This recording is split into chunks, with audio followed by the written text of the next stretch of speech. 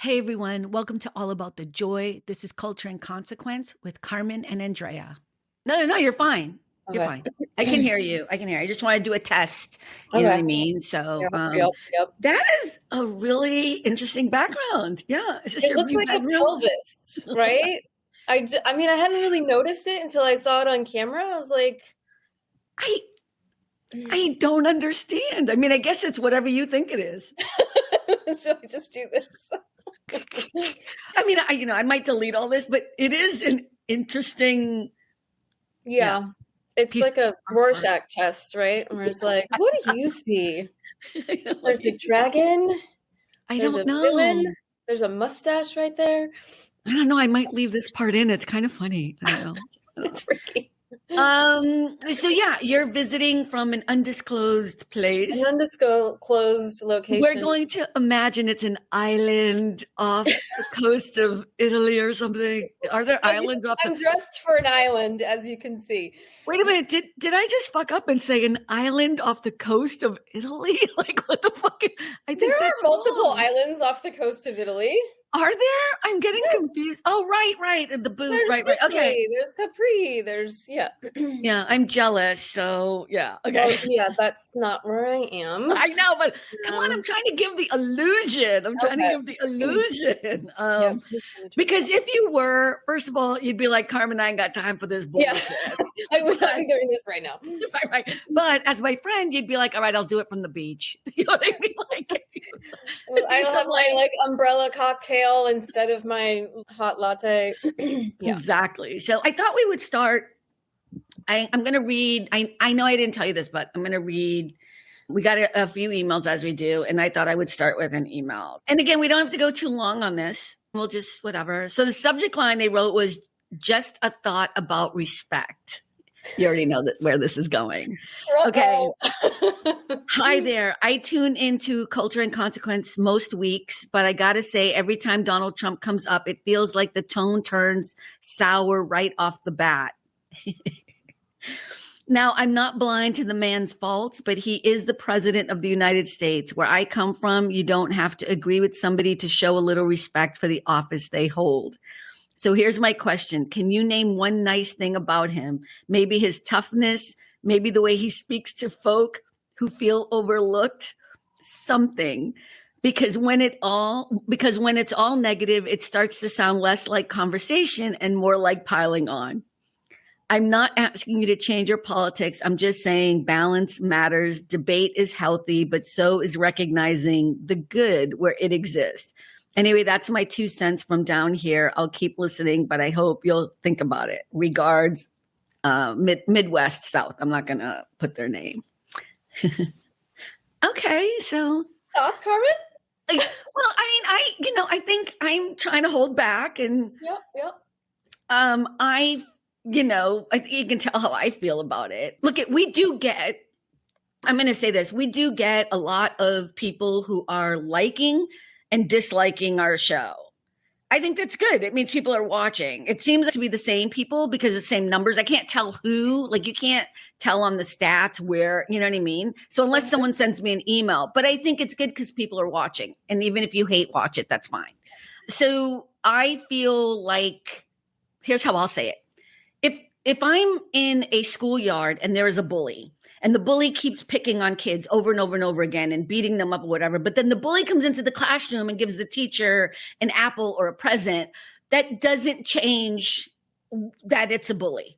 And that's how I feel about it. I feel like I honestly can't name one thing that I think he's done. The things that he is credited for, like in the first administration, he keeps getting credited for having a great economy before COVID. I'm sorry, you can go back to the 8 years of Obama to see that through line. You know what I mean? So he's always being credited with stuff that's on the whitehouse.gov website that I can easily explain. And I say that because I'm not a political aficionado on everything, but if I can easily explain it away, a lot of it is just BS trying to pump him up. And when I can only find a reference from the whitehouse.gov, which is a website that they control, I know it's not as evidence-based as I would like it to be from 3 different sources, and that I can dismiss it away pretty easily with my own information based on what I know about politics in the small way that I do. Does that make sense? Uh-huh. Yeah. I also truly cannot think of one good thing to say about this human being. And I will say,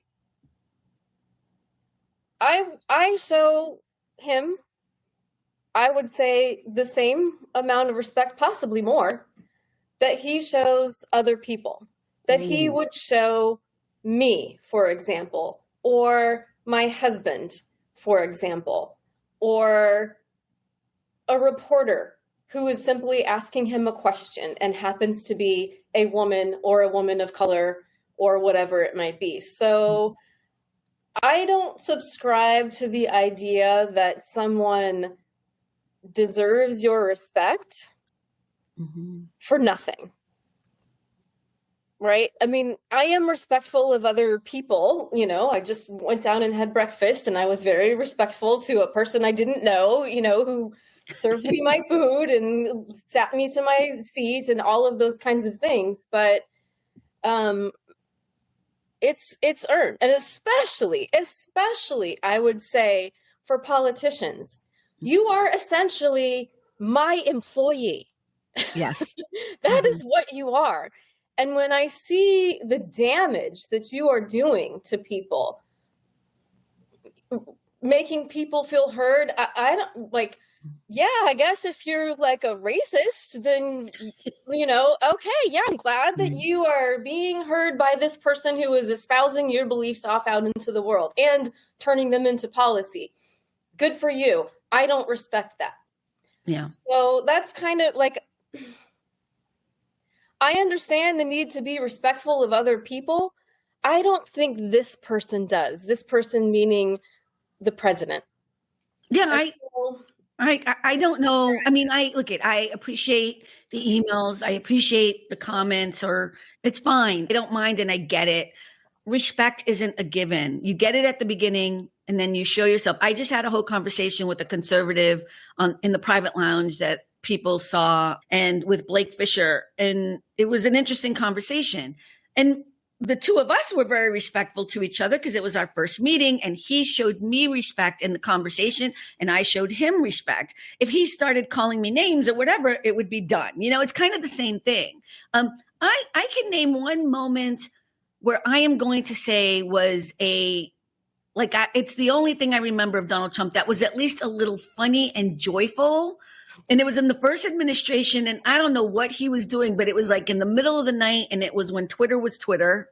And he wrote Covfefe.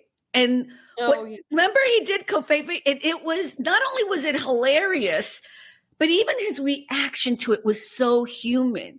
Because he turned around and he did like a smile and a laugh.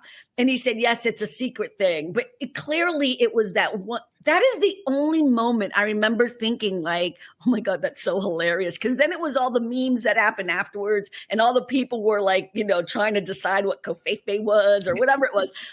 That's pretty sad that I can only remember that one thing. And that's not a good thing that he did.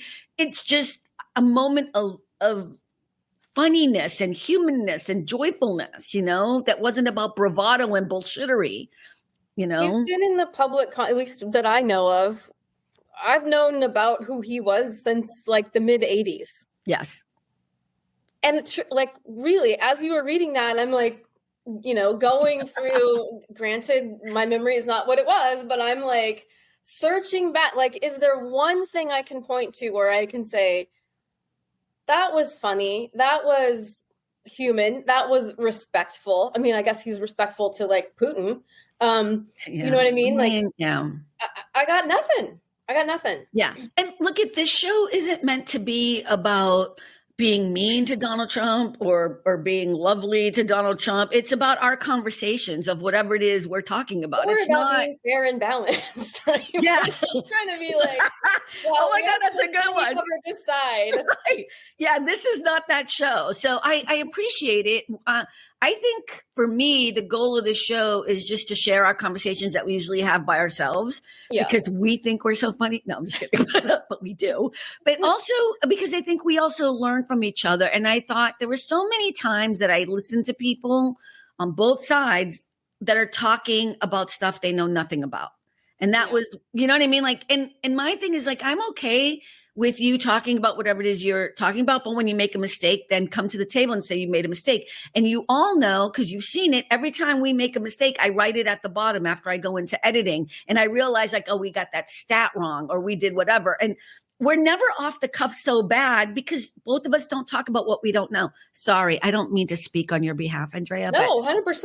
I don't talk about what I don't know. And it's the line that will probably be on my gravesite. I mean, I don't want that to be the line on my gravesite, but I say it all the time, don't I? I do. Yeah. I think we like, number one, if we do be like, I actually don't know. Here's what I think. Right. You know, or I've read this somewhere, but I'm not really sure or whatever, you know, but that's, again, like you said, like this is, if we weren't recording right now, that's exactly the way that we would talk to each other. Yeah, because we're ridiculous. But anyways, okay. So yeah, so I thought I would just read that and look at, I'm sorry that you think I don't respect the president of the United States. I don't. Yeah, I'm not sorry. It's not a question. I don't respect him. Do but something now good. that I said that, Terry Moran, I don't know if you know who he is. I think if you saw his face, but for those of you who don't know, he's a veteran journalist who spent nearly 3 decades at ABC News as a correspondent and anchor. I think everybody would know his face. Yeah. He was terminated in June 2025 after social media posts he was criticizing the Trump administration. And then he quickly launched on Substack, which a lot of journalists have gone to Substack to kind of reinvent their. I really wish they'd go somewhere else, but whatever. There's not a lot of platforms that do that where they can write. But anyway, so I follow him on Substack and I listen to him. And so he wrote an article today. I'm just going to read it. Andrea, I know I didn't tell you about it, but this is what I'd be telling you on the phone. Okay. The New York Times has reported that travelers visiting the United States from countries like Britain, France, Germany, and South Korea could soon have to undergo a review of up to 5 years of their social media history, according to a proposal filed on Tuesday by the U.S. Customs and Border Protection Agency. The change would affect visitors eligible for the visa waiver program, which allows people from 42 countries to travel to the United States. They're going to be checking people's social media. We love you, Donald Trump. I'm so sorry. Just kidding. Can you imagine that's where we're at? Yeah, that's fucking crazy and just so dictatorial. I mean, like, you know, we grew up in the 70s and 80s, and I just remember that feeling that we had about, like, the Iron Curtain and how locked down everybody was and, like, you know, they couldn't leave. Remember, people had to, like, be here for something else, and they would defect, and it was, like, this huge deal. Mm-hmm. And that, I think I told you way back when, is, like, one of my personal biggest fears about this is, like, what happens if we don't get to leave? Which is kind of what happened, you know, with a lot of these Iron Curtain countries. And I feel like this is in some ways, I don't want to say a first step, but a step towards isolating us. Yeah. You don't let people in, you don't let people out. Yeah. And you have your little serfdom, you know. And also, I just want to say, as we know, Trump got the, you know, coveted FIFA Peace Prize last week. That was so odd and uncomfortable on so many levels. Man. The levels of embarrassment just wash over you at this point. Like so you can't even. Anyways, so why did he get that? Because the World Cup is coming to North America next year, which one would think means people will be traveling into the country from all of the other countries where football is a huge, huge priority. But what we mean by football is soccer, because Americans don't know the difference, right? And so if you're putting these restrictions on people coming in from those countries, I'm guessing that they're probably not going to want to come in. Well, people don't want to come anyways. Let's just be honest. Yeah, people don't want to come anyways, but like there are some who will come for the World Cup because that is a priority for people. Although the tickets are out fucking outrageous, but whatever. Because we did look at some. I know you did. I know you did. And I also saw your lover on tennis. He retired, retired, Don't you love that guy? A couple years ago. No, I just saw some. Oh, maybe I'm confused. Nadal. Who's Nadal? Rafael. Yeah, Rafael Nadal. He retired 2 years ago, I think. Oh, why did I just see something the other day? I almost reached out to you. There was something, a whole article. Okay, sorry. Yeah, his last. There was something about him the other day, and I was like, "Oh, that's Andrea's lover. She loves him." Actually, no, you're confusing me. No, it was 24. He retired in 24. And then they had a big to-do in Paris for him, I think this past year, which was lovely. But that's what I was probably reading. Something. But it was in like May. Like tennis is okay, but look at. I was thinking of you. Can't you see that part? No. I was like, oh, that's Andrea's lover. You know what I mean? Again, I don't watch tennis, so See, there were so many things about us. That's my favorite athlete, not my lover. The person who got me into tennis. Okay, wait. Is he not your path? Is he not my path? Well, I mean, if not a path today. All right. I'm sorry. I'm just talking. I'm just, we're going to get to your Hallmark lovers in a moment. Okay, let's go on to, did we finish that? Yeah, we did, I guess. The soccer thing. And we were talking. Yeah. Well, it's like, okay, so you have people theoretically traveling into the country. And then 2 years after that, you have the Olympics. You're all there in LA. Let me tell you, I keep wishing that they would just all cancel. Olympics, soccer, just stop it. Don't come here. I'm embarrassed. Yeah, don't come here. Do not support this. I know that sounds mean, but I didn't want the Olympics in LA anyway, because it's always an absolute disaster for the city that has it. Okay, here's the thing. I wanted it here because I wasn't here. I'm going to go. Don't get me wrong. That's what I'm saying. And I want to volunteer. I want to be a part of it, but I wasn't here the first time when we had it before. When was it? It was like 1984, girl. I know, time ago. But we still have all the stuff. You know what I mean? Like you can sometimes drive around and be like, oh yeah, that's the stadium, blah, blah, blah, whatever. You know what I mean? So, but it was 1984 because I remember I was in love with Greg Louganis. Oh yes, Greg Louganis. Wasn't that here? Was that here? I don't know if that was here. No, it wasn't. It wasn't because I had to get up at 3 a.m. or something to watch him. No, it wasn't here. But I loved Greg Louganis. Do you remember him? That has nothing to do with the Olympics in LA, but yeah. And then to find out he was gay, clearly I have a type. George Michael, Greg Louganis. I'm totally in love with Jonathan Bailey now, his interview with David Cornsweet. I don't know if you saw that, but I was like, clearly I have a type. They're all gay. You know what I mean? Oh my God. Yeah. I don't know. I think they're more in touch with who they are is what it is. Yes. Whole other conversation. The authenticity, right? So, all right. So, good news for South Florida, Miami. They, I don't know if you know this, but they just witnessed a political shift last night. For the first time in 30 years, Miami has elected a Democratic mayor, with former Miami-Dade County Commissioner Eileen Higgins defeating the Trump-backed person whose name I choose not to remember or look up. So I just thought that was pretty awesome, and I thought I'd give a shout out because everyone knows how much I hate Florida. More than I hate Texas. So I'm very proud of them. Yeah, those are the two states that I'm just disappointed in on every level. So, and you heard about Jasmine Crockett, right? I did. Yeah. Okay. Can we talk about how we're a little bit sad, though, that those two great Democrats are going to be fighting against each other for the Senate? Wait, who's she? Okay, it's going to be Representative Jasmine Crockett of Dallas and State Representative James Tallarico of Austin. And actually, he's a pretty cool guy. He's a Democrat. I don't know that much about him. All you need to know is, let me just see if that's him. He built a reputation around education, policy, and progressive legislative initiatives. I think if you saw his face, you would know who it is. Yeah, maybe. But I think what's kind of sad and great is that we have these two really amazing qualified people running. She got X'd out of her district because of the dumbassery of the governor of Texas, and now the judicial people in the state was it federal who now said that it's okay for them to have their gerrymandered bullshittery. Yeah, the Supreme Court okayed that. Was it the Supreme Court? Yeah.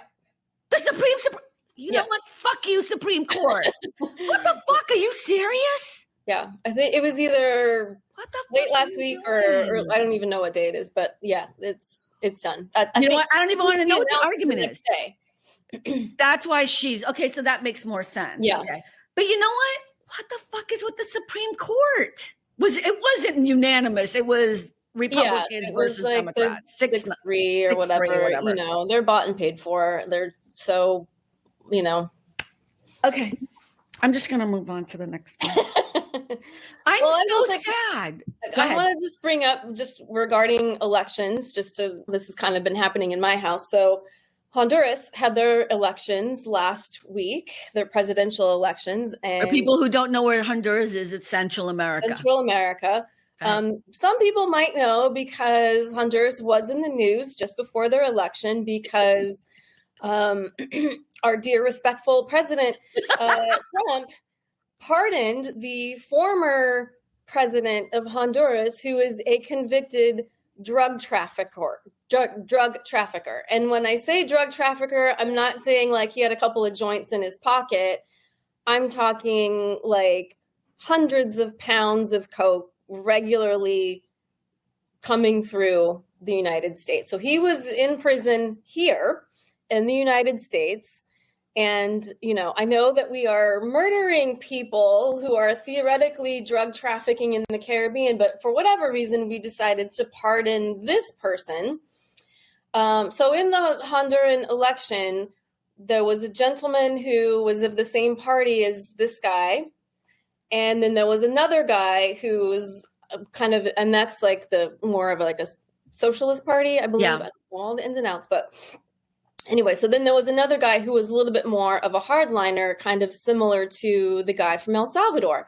And so I said to my husband, I was like, well, that's not good. I don't think that guy is great. You know, like, why do we want someone that's the same as that? And he said, because the country is kind of overrun with gangs. You know, you can't have a business. People, you know, this is why people come here, because their children get kidnapped and held for ransom and, you know, all this kind of stuff with the gangs. There's a lot of corruption, right? A lot of corruption, tons.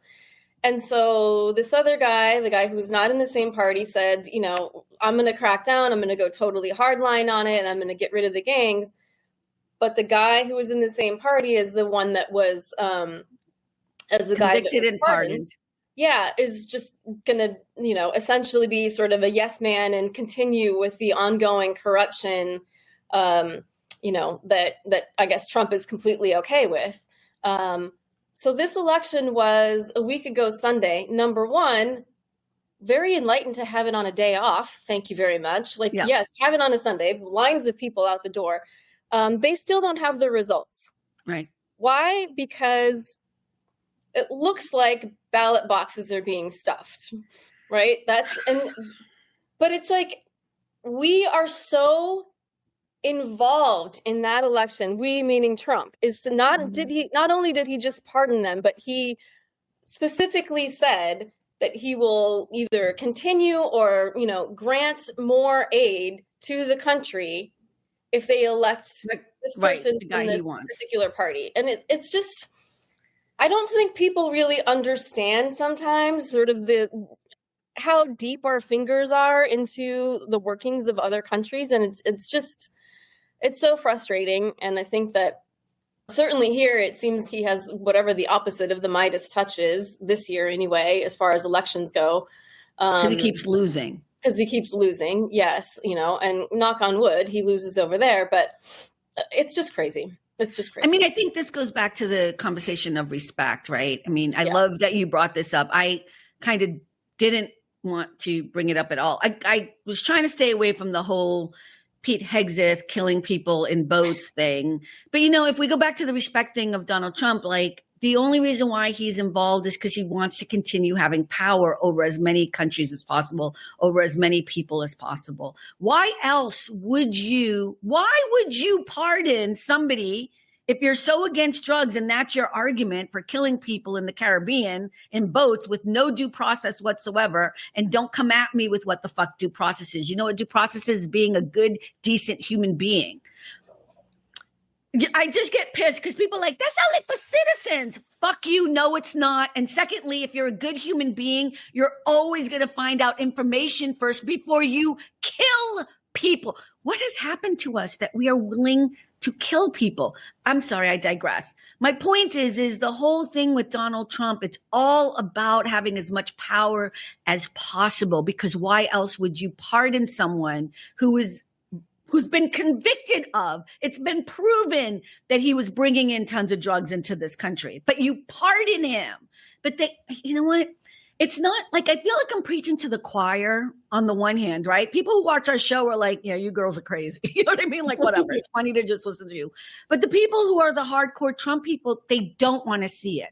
They don't want to see the contradictions. No. And there are so many of these shows where there are young men who are like, you know, Gen Z, brilliant, like the Aaron Parnases. And I know you don't watch TikTok and stuff, and they have Trump supporters on, and they're not even trying that hard to make them look stupid. They're just trying to have a conversation, and Trump supporters have no answers, nothing to back up the bullshittery that they claim to want to. And it's so maddening. Because there are no answers, because it's bullshit. That's why. There are no excuses. There are no answers. There are no facts that they have to back them up, because it's lies and, you know, smoke and mirrors. Who does your husband want to win? I can't remember his name. I want to say his name is Salvador. He wants. That's right. I'll look it up. I'll look it up. But I mean, he wants the conservative guy. Yeah. And like I said, I was like, I don't really, you know, like, I'm not really down with like a hardline person or whatever. So we don't want the yes man to Trump. Right. Well, and also he was like, when you live in it, I mean, you and I have had this conversation before. Like, when you grow up in a country that's corrupt like that for generations, like this. Yeah. Well, I mean, I guess, right. But you have no expectation that it's going to be good, that it's going to go in your favor, that anyone is actually going to try to do well for you, right? So there's just a different feeling about it. It's not even cynicism as much as like, my expectation is that the person or people in power are trying to harm me. He wants the hardline guy because this guy's like, I've had enough. Get the gangs off of our streets. I will throw them all into a nasty prison and make it really, you know, unpleasant and uncomfortable to be associated with that. And so there's that part of me that's, you know, little lefty that's like, well, human rights, you know. And so Walter was like, yeah, he addressed that and said, hey, if you want them to have human rights, you come and take them. I will give them to you, and you can go and give them their human rights. But I'm going to get them off the streets and make it really, really tough. I know, but for me, it's so much simpler. The line, I don't want anything. It's so sad that I feel this way. Like I can never leave the country until somebody else comes into power, but because I'll never be let back in because my social media will be fucked. But here's the thing, like, I don't want Donald Trump to have power over the president of Honduras. Right. I just don't. Because I don't trust him. So I'm with Walter. I get it, but it's kind of that weird thing where we're just in this bad space, you know. And I do not trust our government. I don't trust our Congress. I don't trust our Supreme Court. I don't trust the checks and balances because they've been broken. Mm-hmm. You know, I don't know. So I have another thing that kind of made me sad. This is more local, but it goes into who have we become. So the San Diego Tribune, and I know you don't know this, but the commuters demanded an explanation after police closed Interstate 5 in San Diego County for 8 hours on Friday to negotiate with a man threatening to jump from an overpass. Okay. So there was somebody who was going to commit suicide. The police closed off Interstate, which is it was just bad timing on so many levels. Yeah. 8 hours. And there was like, people couldn't go to the bathroom. So they did on the highway. There were kids who were just out of their minds in cars. And clearly it was badly done. I mean, I don't know why they would have that. That's a huge highway. They could have done something. It's the only way really in and out of that particular area. But I'm confused why all the lanes were. Anyway, there was something happened because usually they could do like the first 2 lanes or something around wherever he was going to jump or whatever it is. It was just badly done. But when I was reading some of the things people were saying, and you can tell me if I'm wrong. I almost want you to tell me I'm wrong. We don't care about life anymore. The way people were talking, they were like, I missed my Christmas party. I had to go back because me and my wife were going to the company Christmas party. And they were so angry about it. And I'm like, okay, but they saved a guy's life. But I wasn't there. And then it's just the way in which people are talking about it with no compassion or empathy. I can understand being like, you know what? We missed our Christmas party and it was horrible to be there. And they did it the wrong way. You know, where were the police or something? But it's the crassness in the disinterest in the fact that somebody was about to kill themselves. Okay, I'm ready to hear what you're about to say because I know it's going to be mean. Yeah, well, I have a couple of things, some of which I'm sure you'll disagree with. But yes, number one, people are broken.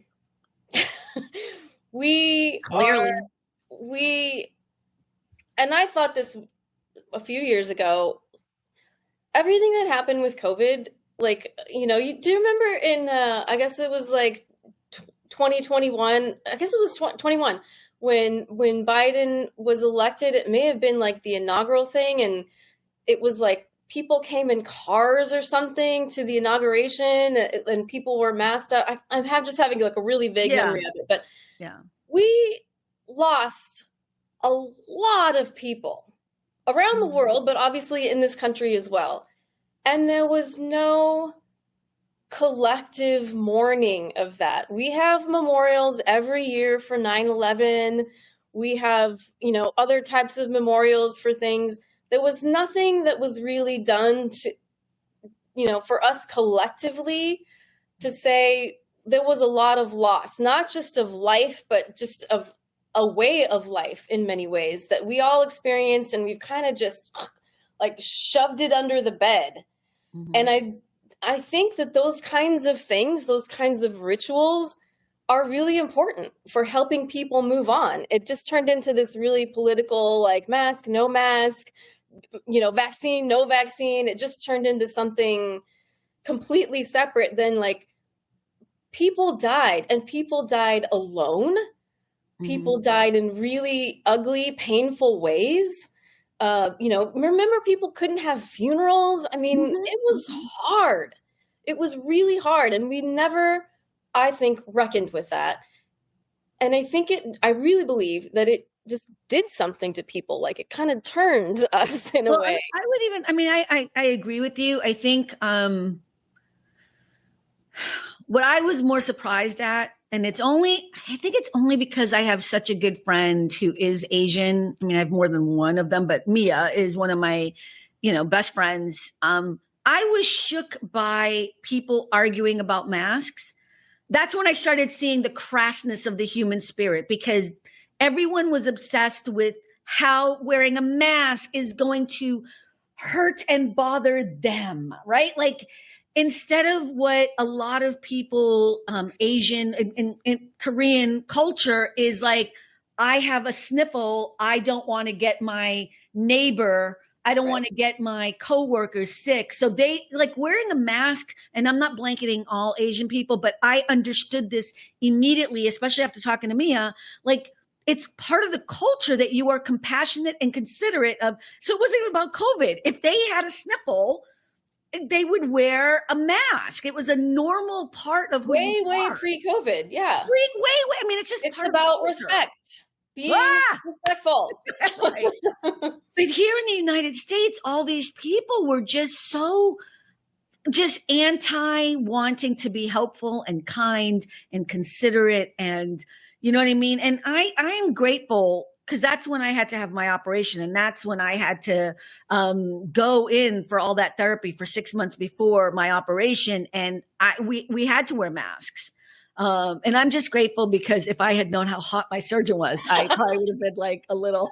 It's so true, though, right? It always comes back to Dr. Gerhard. Just take off your mask for one time. We did get to see it after. This is like so weird. Hello, doctor. It's so funny, because that's what I remember most about COVID. I wonder why. not the stupid surgery, but just that, like, I never saw his face, and in a way I think it was good, because I'd be all like, even in pain, I would have been all like, "Hi, Dr. Gerhard." I would have been working my magic, but anyways. But I think seeing the United States be what it is now, and being able to kind of go back and see where it all began, we are just such we don't care about each other, and maybe we never. I don't know what it is. Like, it makes me really sad, because you're right about COVID. I do remember that they had Biden, and it wasn't enough. I know what you're saying, but remember they had, like, at the Lincoln, I forget, they had all the candles and whatever, and it was televised. I think that's what I was thinking of. Yeah. And they had all the whatever, and I was like, okay, but I still felt like, as a country, we did not do justice to the people that died, and it was a lot of people. More than 1.1 million people have died from COVID in the United States since the pandemic began. Yeah. Peak year, we had 467,000 in 2021. That was the peak year. It's terrible. I mean, it was awful. You remember in New York, they had the, like, refrigeration trucks, and I mean, people who obviously couldn't go in and be with their loved ones when they were sick. But I think this is kind of what we're talking about, is we have become a country. I don't know if it's globally or whatever, but I feel like we don't care about Okay, so this is the other thing I was going to say, and this is the thing that I know. About the San Diego thing? Huh? About the San Diego thing? No, about this topic. I believe that part of that, a big part of it, is due to social media, and the fact that you are encouraged. It's you get, affirmation from being shitty on social media. And I think, people want to, like, out-snark the other and those kinds of things. And I think that plays a huge role. Yeah. I'm going to disagree with you, because I think for all of that, there's also the other side of it, right? There's, first of all, most things that I watch and listen to on social media are not that, because you make choices on how to use social media. So I hear you, but I think if we had social media or not, I'm just going to say this, I still think we'd be here. That's why Donald Trump is in office. I disagree. I don't think we would be here at all. I agree. Like, you're not seeing that because you use social media a certain way. A lot of other people don't. No. I know, but we need to learn. We're going back to the conversation. Yeah, 100%. We need to learn how to use social media, but that's not the tech's fault. That's because people don't use social media. Yeah, I'm not saying it's the tech's fault. I am saying that, because of the way people are on social media, that plays, in my opinion, a huge role in this lack of care and this crassness and this lack of empathy and all of that, because I think we'd be here anyway or something. We'll never know. But here's the thing. I think as a country, when you are able to elect someone like Donald Trump, it says so much about you. And I don't think that's about social media, because I think that's more about television, if you want to really talk about it. I mean, like if you want to lump in television and streaming, we can do that. And that I would agree with, like being able to watch him come down that escalator and look at all the gold and look at, and the personification of what they made him. I mean, I think that has more to do with it than social media. You and I are always going to disagree on social media. My thing is I am on it all the time, and I'm not devoid of all the negative stuff. But I feel like when we have this argument or conversation about social media, I feel like I have a different viewpoint because I'm in it. And I think, we can, and we're going to talk about something better after this. But I think the problem with social media is that people don't take it seriously enough, that it's not like real life at all, but it is a different life. And if you're going to be on it, you need to be able to understand that there are good places to go. There are bad places to go. There's good ways to have conversations. There are bad ways to have conversations. But net, it's not negative. Not to me, because I feel like I've learned so much because of social media, and I've connected with so many people. And I wouldn't want to get rid of social media. I know you're about to jump through the screen and beat the fuck out of me, but I get it. I think you and Alden have the same kind of feeling about it. And I get it. The problem is social media isn't going anywhere. So people need to learn how to use it. I know. I'm just saying, I think you are rewarded for being an asshole on social media. And that's a huge part of why I think you're rewarded to be an asshole, whether you're on social media or not, because we are a crass. We've rewarded one of the biggest assholes with being a king. I know. I'm never leaving the country until we have a new They're going to be like, we don't even need 5 years of your social media, Carmen. We just need. You're like, just the last 3 weeks. Thank you. Just the last week. You out, bitch. Anyways, look at you and I. We're always going to have this conversation about social media. I think what we can agree on, it's not going anywhere, and that's what scares me, is that people keep either avoiding it completely, and that's. Although there are stats that just came out on AARP and LinkedIn, I just read it this morning, that actually more people over 50 are much more tech savvy than they thought, which I thought was an interesting stat because, we always think it's the younger generation that is so up on everything. And the other thing is, I think I'm on social media. We're doing it right now. You know what I mean? I can't not use it. I just think people are leaning more towards being self-absorbed, inconsiderate, selfish as all hell. And I don't know why. I don't think it's social media. I think it's a much bigger problem than social media. I just do. I know. Agree to disagree. What? I said agree to disagree. Okay. All right. Well, all right. Whatever. Fuck you. No, I'm just kidding. I hate you. Whatever. Yeah. All right. Let's talk about your favorite movie that you talked about the other day. Not your favorite movie. That's so wrong. That maybe puts you. Okay. We're just going to do our little snippet on Hallmark. Yep. I want to say about social media. I am absolutely thrilled to report that my hotel TV has the Hallmark channel. Okay. I was like, we're not going to talk about social media again, are we? Okay. So, all right. You texted me the other day. I just want everyone to understand that Andrea is not this person at all. So the fact that you're texting me, the 9 Lives of Christmas, which was made in 2014. Okay. Which is about a handsome. About now, I wrote it out. I wrote. Okay. It's about a handsome firefighter named Zachary who adopts a stray cat, Ambrose, and through that unexpected companionship, opens his heart to love. He meets Marilee, a veterinarian student, and the story blends cats, romance, and holiday spirit. The 2 actors, I want to give them their names, is Brandon Routh and Kimberly Sustad, who are in that. And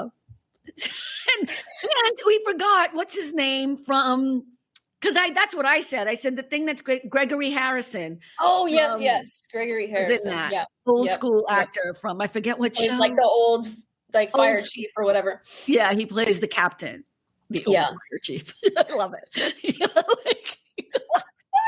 Not like clearly old, but you don't watch 911 or any of the shows to know that he's the captain, not the chief. No, I'm just kidding. I'm just messing with you. Okay, what did you like about it? It was like a slightly different story. Obviously, I'm an animal lover. I love my cat, so I like that there was like a little romance between the cats as well. Yeah. So that was sort of fun for me. I was like, oh, this is kind of different. And what else did I like about it? I don't know. I just I got invested, and then there was something like I was gonna have to get on a call or whatever. And luckily, thank God, you taught me how to record. So I was like, oh, I'm going to want to watch this again. Like, I'm invested. I need to know how this ends. So I recorded the last hour because I couldn't record from the beginning for whatever reason. So then I went baak and watched the ending. So cute. Oh my God, that's hilarious. And then you told me there's a sequel. Yeah, and you'll watch it. I don't want to be so mean, but it doesn't work because they're older and he doesn't look as charismatic as he does. I'm so mean. I wrote to you, I was like, I don't need a sequel for any of these. They are their own contained unit, which is perfect. Yeah. And I just want it to be that. I will say this. I was thinking about why I do like Hallmark, like without being funny and cheesy about it, whatever, like why we do watch it.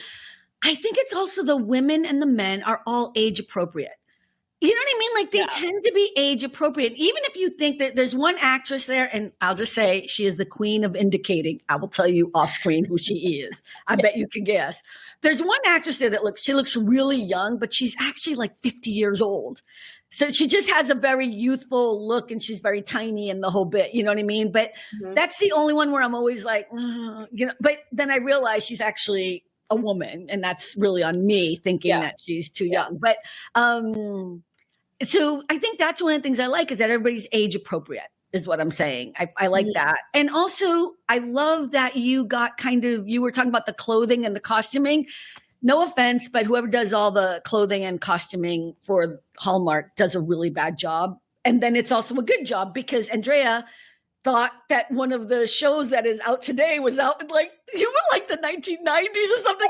She's like, I think it was back in the 90s. I was like, baby, that was this year. 2025. It was like, that was new this year. What's happening with the eyebrows and the scarf? I don't understand.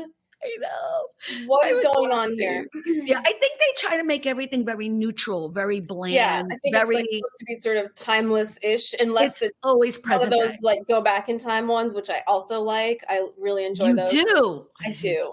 Yeah. I don't like those. Yeah. I hate those. I don't like those. I don't like the princess things. Yeah. Yeah, I'm not into the princess ones. I don't want to see twins. I don't know the name of it. Doesn't matter. But it was kind of funny because it was making fun of itself. Okay, so which one was it? What's that? Which one?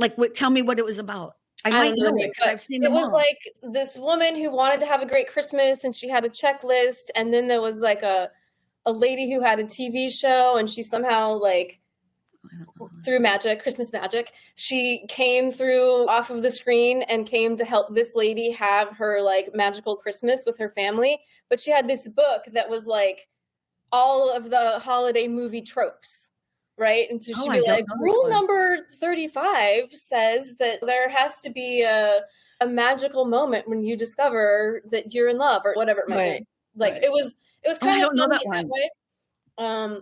Because she just had all of the things that we talk about, right? As part of the tropes, and it was in her magical little Christmas book. Oh, I don't know that one. That's so funny. I don't know that. It was on really late. Well, I'm laughing too because I'm because I am the Hallmark aficionado, I guess. I do know a lot of them though. I do watch them, so we've talked about this again. They're just kind of that soothing background thing. But I loved that you text me that for so many reasons. Oh my God. Well, what's not to love about a firefighter? Let's start with that. And he's a good looking man. And actually at one point, I think he was up for being Superman at one point. Oh, really?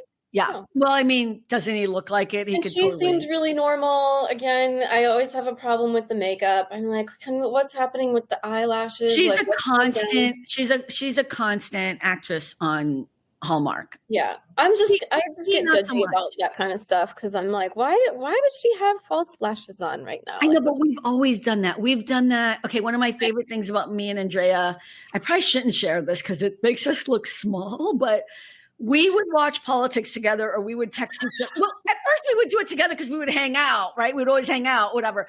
And we would go, like, I think one of the things I remember with you most is going to Al Gore's speech here at UCLA. Do you remember that? I do. I do. But we would always talk about politics or text each other during debates or whatever. And the topic, like if anyone stole our shit then, was never about whatever the issues were. It was always about, what is with her hair? I don't know. Like, what is that tie is not working for me. Tie is not working for me. Was always a big one or whatever. Like, yeah. I mean, we were kind of mean about it, but it was fucking funny as all hell. Yeah. Or I love when we would be texting, and it would be the same thing that we're both texting at the same time about whatever. There's total substantive politics. And also someone needs to powder his nose because that's fine for one more second. And it's so petty, but it was hilarious. And I said the other day, we should watch Hallmark together and talk about, it's so wrong. I still want you to watch the ones that I sent you, but I just don't see them coming on anytime soon. I think there's one that you said was on YouTube, so I might be able to catch that, but. No, I want the one with, our man, which, again, I'm always going to do this. Always going to do it. Like, what was that again? Hi. It's Warren Christie. Oh my God. You know what? It's so funny because last week I did, because I go in and I edit. So you should go and look at it because I put 2 different pictures up. I didn't use that picture. I'll use this one this time. But I wanted to make sure people got the full flavor. You know what I mean? There's one guy, I don't know his name. We'll have to talk about this after the show. Okay. You think he's hot? It's just I'm like, please stop. Please. There's a lot of them. There's like 2 of them that I'm like, how are you working? How are you working as a romantic lead? How are you doing this? Yeah. And I'm like looking up, are you related to somebody? Because I gotta be like, he's the producer's nephew or something. There's nothing. I can't figure it out. So yeah, there's a couple of those that'll just happen. But can I just give people the inside joke about Warren Christie? That's what my surgeon looked like, kind of, sort of. There's that. Yeah. That's what happened. But imagine he has a, mask for 6 months, right? And you can't see anything but his eyes. And sometimes he'd come in with the head thing. What do you call it? When you do surgery thing. Yeah. So I'd only see like this much.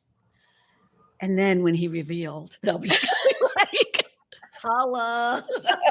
But instantaneously. No, that's so wrong. Oh my God. You're like, it's a miracle I can walk. So drugged out. Right into your arms. You know what was so weird was afterwards when I had to go see him, like, it was so embarrassing. I mean, you know me, I had my face on like, I'm not going, but down inside I was dying, but I loved him. I told him I loved him. He knew it. It was fine, whatever. Okay. And I'm sure his wife was happy about that too. So anyways, but girl, this was fun. Thank you so much as always. How long are you away for? I mean, no, don't tell us that. We'll talk about it later. Yeah. On your island retreat, enjoy, and I'll see you when you get back. And remember, everyone, at the end of the day, it really is all about the joy. Thank you, everyone. Bye. Bye. Thanks for stopping by All About the Joy. Be better and stay beautiful, folks. Have a sweet day.